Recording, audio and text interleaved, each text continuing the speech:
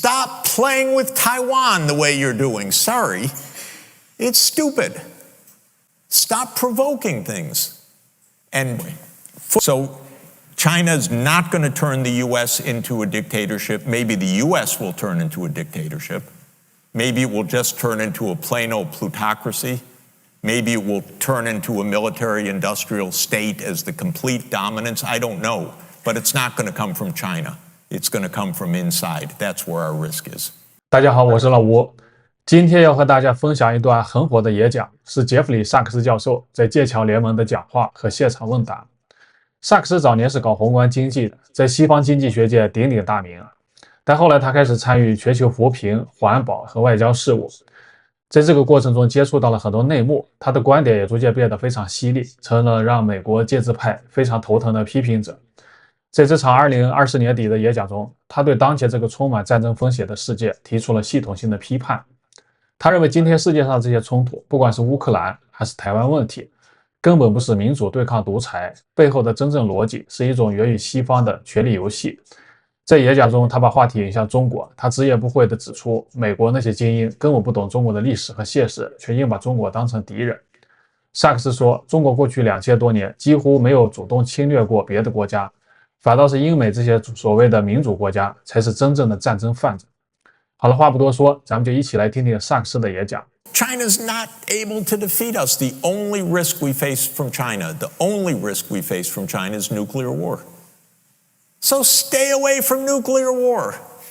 Stop playing with Taiwan the way you're doing. Sorry. It's stupid. Stop provoking things. And footnote, we provoked the war in Ukraine. I could go on for about 8 hours on that, and maybe it's worth 5 minutes. But we provoked the war in Ukraine, absolutely surely. And we'll do the same with Taiwan. And we'll lose any war that happens, but maybe the world will end also over this stupidity. And the people in Washington are stupid, I'm telling you. I know them. This is not my surmise. And I just read an unbelievably stupid article in an unbelievably awful journal called Foreign Affairs by, what's her name? First name I don't remember. Carlin is her second name. Oh my God. It's about how we have to prepare for the next war. I don't think the word diplomacy is mentioned one time. So the first thing is, John says, Professor Mearsheimer says, China can't defeat us, we can't defeat China, but China could annoy us, and it will annoy us more if China's the hegemon of East Asia, so we have to prevent China from being the hegemon of East Asia so that the United States is the only hegemon in the world, the only regional hegemon. What a thing to do that could provoke nuclear war. And I said, but John, that could lead to war between the U.S. and China. Yeah, it's actually likely. Or it's possible, he says. Maybe we could avoid it, but it's quite possible. He said, no. You take the expected value of total annihilation, it's got a big negative sign. It's minus infinity as far as I'm concerned. And so you don't do that. You don't put any positive probability on something like that. So this is the first point of disagreement. The second point of disagreement is essentially about game theory. Everyone here knows the prisoner's dilemma. The prisoner's dilemma is a situation where it pays to cooperate, but the dominant strategy for each player is to not cooperate. Because if the other side cooperates, you cheat and you win. And if the other side doesn't cooperate, you certainly don't play the sucker. And so you end up non-cooperative, and you're off to the races in war. And that's game theory, and that's what's taught at Rand, and that's what these people in Washington think, and that's how they play, and that's how they talk. And the fact is, though, you put real people, and I mean non-economic students, real people, into an experimental game, and they cooperate half the time, 3/4 of the time. And then, wonder of wonders, you let the two people talk beforehand. not to make a binding agreement, just to chat. Hey, why don't we both cooperate, for example? No signed contract. In game theory, that's called cheap talk. It should have no effect on the equilibrium. But in real human practice, if you put two normal people in a prisoner's dilemma game, they cooperate half the time. If you let them have pre-play communication, they cooperate more than 90% of the time. They're human beings. So my advice is, hey, why doesn't President Biden or somebody that actually can function as a president in the future actually talk to President Putin? You know, actually understand President Putin's point of view. Why is this war going on? Discuss it. You know, cooperation could rise enormously. There's a second point of game theory, which is very important, called the Folk theorem, which is that if you're in repeated play of the prisoner's dilemma and there's no set terminal date, then you should cooperate so you don't mess up trust of the two sides, because you're playing also against future actions. And you want to show, I'm trustworthy, you're trustworthy, we can gain from cooperation period after period. And that's another way to sustain the good outcome in a prisoner's dilemma. So I view international relations theory, realist theory, as essentially being the prisoner's dilemma or the Hobbesian dilemma of nation states in an anarchic environment. And my argument is it's not so anarchic, it's not so threatening. The only real threat is nuclear war, so stay away from that. That's the bright red line for all of us. And cooperation is just not so hard. And I look to many examples in history where cooperation worked. And I wrote a book in 2013 about one such episode because I found it completely amazing when I learned about it. And that was the aftermath of the Cuban Missile Crisis, when, first of all, Kennedy rejected the advice of all his advisors except one, because they all said, go bomb these sites in Cuba. And now, in retrospect, we almost surely would not be here talking today had we gone on to do that. But Kennedy was very much more cautious, and he spent all the days of the crisis asking, what's going through Khrushchev's mind? He's a human being, what's he doing? And he finally came to the realization, you know, this is not meant by Khrushchev to be the end of the world. This is not meant, this is, we can both pull back. And that's what they ended up doing. And then that was October 1962, and in 1963, Kennedy made a campaign for peace that culminated, that led to the Partial Nuclear Test Ban Treaty, which was signed with the Soviet Union in July 1963. And it culminated, I think, in Kennedy's assassination, because there were enough people in the US government that didn't like his peace initiatives. And so I think it was an inside job. And I think the evidence grows all the time that it was. But in any event, Kennedy's idea was the two sides can make peace. And when he said that, and he said it in the most beautiful terms, and his speechwriter was a gifted person named Theodore Sorensen that I got to know, luckily, because he lived in our neighborhood when I came to Columbia University, and I got to know him. He said in the most eloquent and beautiful words imaginable, we can make peace, even with the Soviet Union, even at the height of the Cold War. And he said it so beautifully that when Khrushchev heard the speech, he immediately called the American envoy, Averell Harriman, and said, I want to make peace with your president, because he was inspired by the words, actually. And they made peace. And that treaty lasted, and it led to the Nuclear Non-Proliferation Treaty 5 years later. It changed the world. And so that's the optimistic side. Go for peace. Instead, this awful president of ours, when he could function still, he was terrible.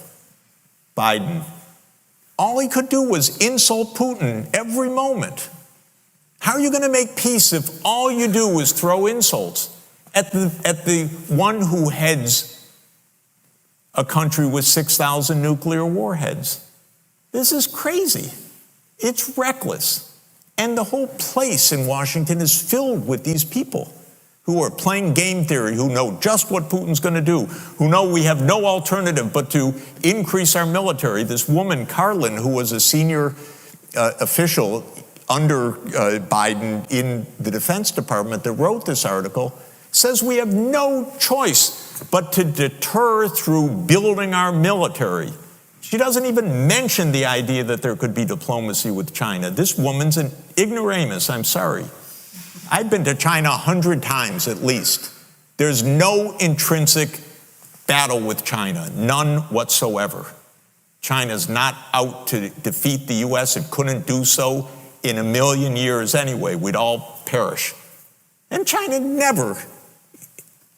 never, by the way, even once invaded a country overseas. In its whole history of 2,245 years, since 221 BC, when the Qin Empire unified China, did they ever invade Japan? Not once. Did they ever invade Korea? Not once. Did they ever invade Vietnam? Yes, 17 years in that 2,000 years, actually 17 years and 1 month. 1420 to 1436, and then 1 month in 1979. And the United States, we've never been at peace. All we do is war. And you know what the truth is? We learned it from here. Because the British Empire was the most militarized society imaginable. And unfortunately, the leaders of this country, and it turns out not to matter which party, because Starmer is as bad as Boris Johnson, all they know is military. It's unbelievable. What's the first thing that Starmer does when he becomes prime minister? He goes to Kiev to pledge the endless support of the US, by the way, because Britain doesn't do anything. The endless support of the United States to the defeat of Russia. And then he flies across the Atlantic to try to convince Biden to authorize, what authorize means is for the US military to enable deep strikes inside Russia. That's really a clever thing to do, especially because Putin said, well, then we'd be at war with each other and we'd be forced to reconsider our nuclear strategy. And then we have our CIA director in this would be great for the West End theater, by the way, because it's a kind of parody. The CIA director meets with the MI6 director on stage recently here and says, oh, don't worry about Putin's bluff. Well, my advice is if you're going to say that before we're all annihilated, because no one's going to hear you after we're all annihilated. How do we know he's bluffing? He's not bluffing if Russia is fundamentally threatened. So I don't remember what you asked me, but that's my answer. Thank you very much. That was quite remarkable. It definitely isn't sort of the mainstream opinion, I guess. So you talked about how there isn't this kind of struggle with China and how the United States, the US empire, doesn't need to position itself as kind of the leader. But there is kind of a struggle between, if not between US and China, between democracy and dictatorship in sort of various countries, various economies, various circles. And the United States is at the forefront of that, at least in economic terms. And of course, with dictatorships now becoming a lot more sustainable, you know, they're not kind of obsessed with this self-subsistence. They're all trading with each other. Is there any way in which there is still a fight on our hands when it comes to politics? 好，听到这儿暂停一下。这位观众提问非常典型，他完全套用了西方主流媒体的叙事框架。他问题的核心就是民主国家是不是应该对抗那些独裁国家？言下之意，美国作为民主灯塔，是不是要站出来主持正义？这其实是一种被洗脑后的提问方式，他根本没有想过这套民主对独裁的叙事本身是不是一个骗局？咱们看看萨克斯是怎么回应的。Well, I'd love for the United States to be a functioning democracy and to be a good example for other countries. I don't believe the U.S. has any right or any ability to put in place a democracy in any other country. Nor do I believe, by the way, that American democracy functions as a real democracy anymore on the life and death issues. Nobody has asked the American people anything about all these wars for decades. And by the way, I can tell you, and I'm telling you authoritatively and truly, they lie about every goddamn thing about these wars. And so that's not democracy either. Everything is phony. Everything is narrative. And so on the war and peace issues, the public has no say at all. If you were to ask the American people now, and in fact, Gallup does, do you support Biden's foreign policy? I think the support is, you can look it up, 25 to 35% perhaps. I don't even think it reaches 35%. Where's the democracy in this? It's a game. This is the deep state, and they have their wars, and every war has been phony. Some wars the American people are basically never told about. For example, the war in Syria. And you may actually hear from grown-up reporters who are lying through their teeth or ignorant beyond imagining that, oh, the war in Syria, yes, Russia intervened in Syria. Well, do you know that that Obama tasks the CIA to overthrow the Syrian government, starting 4 years before Russia intervened? What kind of nonsense is that? And how many times did the New York Times report on Operation Timber Sycamore, which was the presidential order to the CIA to overthrow Bashar al-Assad? 3 times in 10 years. This is not democracy. This is a game. And it's a game of narrative. Why did the U.S. invade Iraq in 2003? Well, first of all, it was completely phony pretenses. It wasn't, oh, we were so wrong, they didn't have weapons of mass destruction. They actually did focus groups in the fall of 2002 to find out what would sell that war to the American people. Abe Schultzke, if you want to know the name of the PR genius. They did focus groups on the war. They wanted the war all the time. They had to figure out how to sell the war to the American people, how to scare the shit out of the American people. It was a phony war. Where did that war come from? You know what? It's quite surprising. That war came from Netanyahu, actually. You know that? It's weird. And the way it is that Netanyahu had, from 1995 onward, the theory that the only way we're going to get rid of Hamas and Hezbollah is by toppling the governments that support them. That's Iraq, Syria, and Iran. And the guy's nothing if not obsessive. And he's still trying to get us to fight Iran this day, this week. He's a deep, dark son of a bitch, sorry to tell you, because he's gotten us into endless wars, and because of the power of all of this in the U.S. politics, he's gotten his way. But that war was totally phony. So what is this democracy versus dictatorship? Come on. These are not even sensible terms. And even if they were sensible terms, under the UN Charter, we can have our democracy. You do what you want. It happens to be the case that China has had a centralized administrative state for 2,245 years, ever since Emperor Qin Huangdi unified the Qin dynasty. There have been a few periods of disintegration of the dynasties, but if you look through the Qin, the Han, the Tang, the Song, the Ming, the Qing, till today, till the PRC, This is the same structure, by the way. This is an administrative state ruling over almost the same region, by the way, for more than 2,000 years.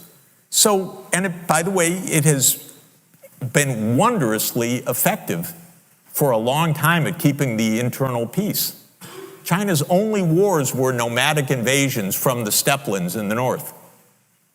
And then one crazed, well, then the Mongols invading, that's part of that, and one absolutely crazed shogun in the 1590s trying to take over China, and he made it as far as Korea and was killed. Other than that, this has been actually exceptional statecraft until Britain had the genius idea of fighting a war to sell opium in China in 1839, one of the most noble efforts imaginable. And that started the modern era of China. So I don't buy it at all. But even if it were true, it's illegal under international law, unwise, and, look at the great accomplishment of pouring in,